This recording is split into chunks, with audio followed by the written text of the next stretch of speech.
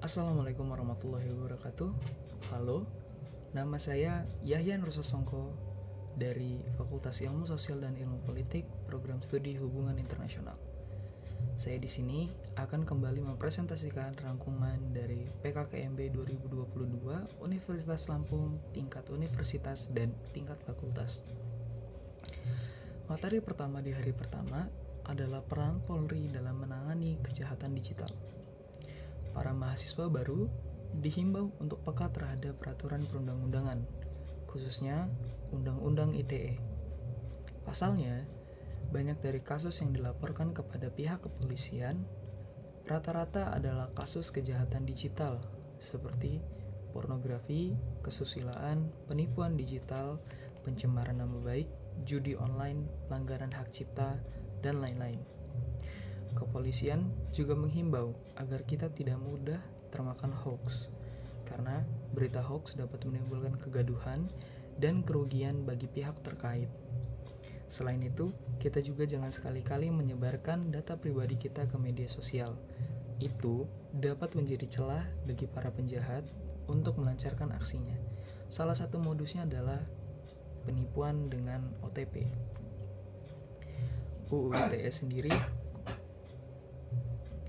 ITE sendiri hadir banyak memberikan manfaat bagi rakyat Indonesia, seperti menjamin kepastian hukum bagi masyarakat yang melakukan transaksi elektronik, melindungi masyarakat pengguna jasa dengan memanfaatkan teknologi informasi, memberikan rasa aman dalam berinternet, dan meningkatkan efektif pelayanan. Kepolisian juga memberikan beberapa tips agar kita dapat terhindar dari kejahatan digital, seperti salah satunya menyaring konten yang ada di media sosial, melakukan pengecekan kembali sebelum melakukan transaksi. Tulisan yang ada di internet harus didasari data dan fakta yang valid. Lalu, jangan ragu minta maaf apabila kita salah dalam menulis sehingga menyinggung seseorang, dan jangan ragu untuk segera melapor jika kita atau orang-orang terdekat kita menjadi korban dari kejahatan digital. Yang kedua adalah materi bullying.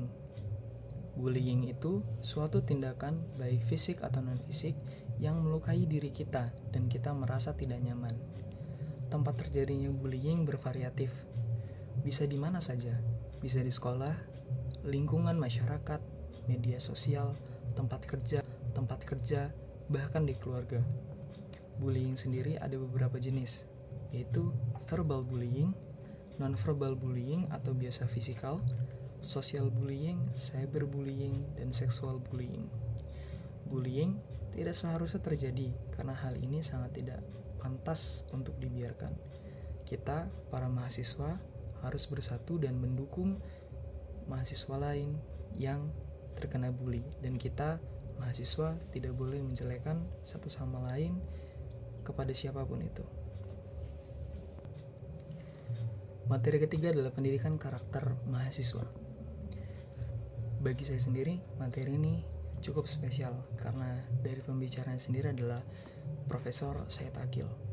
Materi ini mengajarkan dan mengarahkan kita, para peserta PKKMB, untuk menjadi pemuda Indonesia yang intelektual namun berbudaya.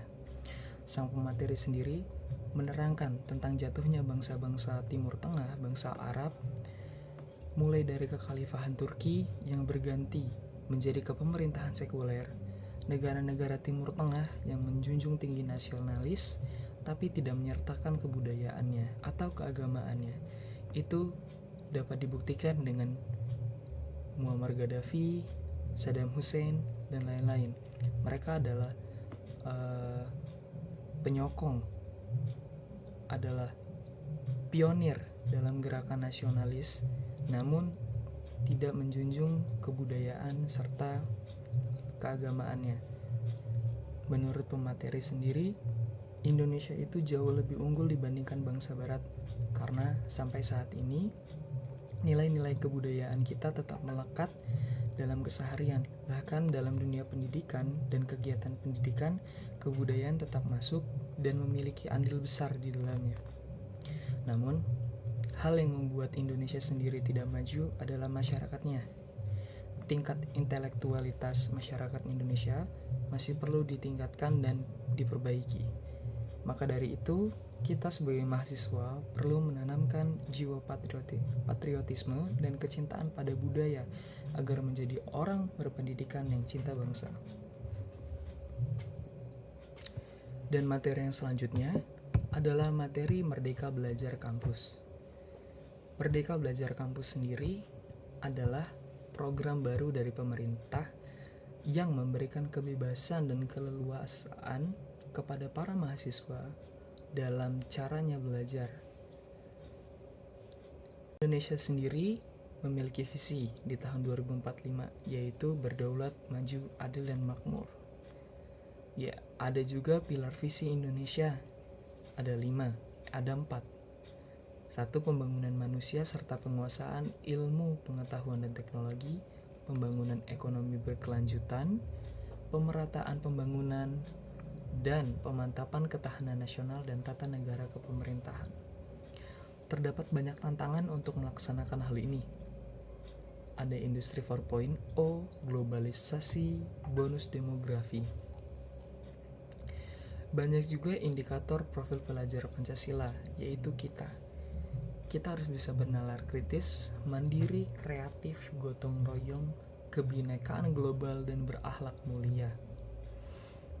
Selain itu, ada beberapa syarat yang disinggung dalam materi PKKMB yang keempat ini, yaitu Merdeka Belajar Kampus Merdeka bisa diambil ketika sudah di atas semester 5. Jadi semester 1 sampai 4,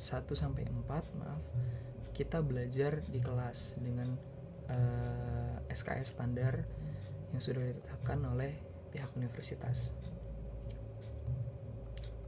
Nah, mahasiswa sendiri juga memiliki hak yang harus dipegang. Hak mahasiswa adalah belajar di luar program studi dalam satu perguruan tinggi, atau mahasiswa berhak belajar di luar program studi di perguruan tinggi lain atau di lembaga non-PT. Menurut Permendikbud nomor 3 tahun 2020, perguruan tinggi wajib memberikan hak bagi mahasiswa untuk secara sukarela dapat mengambil SKS di luar perguruan tinggi sebanyak 2 semester setara dengan 40 SKS, ditambah lagi dapat mengambil SKS di prodi yang berbeda di PT yang sama sebanyak 1 semester atau setara dengan 20 SKS. Materi berikutnya adalah kesadaran lingkungan hidup, manajemen risiko, dan kampus sehat. Permasalahan lingkungan hidup di Indonesia dan dunia adalah lingkungan alam, lingkungan buatan, dan lingkungan sosial. Di lingkungan alam adalah sumber daya lahan, sumber daya air, dan keanekaragaman hayati. Di lingkungan buatan, kurangnya RTH, pemukiman kumuh, dan penumpukan sampah. Di lingkungan sosial, perubahan gotong royong, keanekaragaman kelompok, dan kontrol sosial. Kampus sehat dan Health Promoting University, yaitu gerakan hidup sehat pada penataan perguruan tinggi, dan gerakan ini menjadi cikal bakal aktivis kampus siaga COVID-19. Unila sendiri telah melakukan beberapa gerakan untuk menjadikan Unila menjadi kampus sehat. Sekarang kita masuk ke bagian PKKMB tingkat fakultas, yaitu materi pembelajaran di perguruan tinggi era 4.0.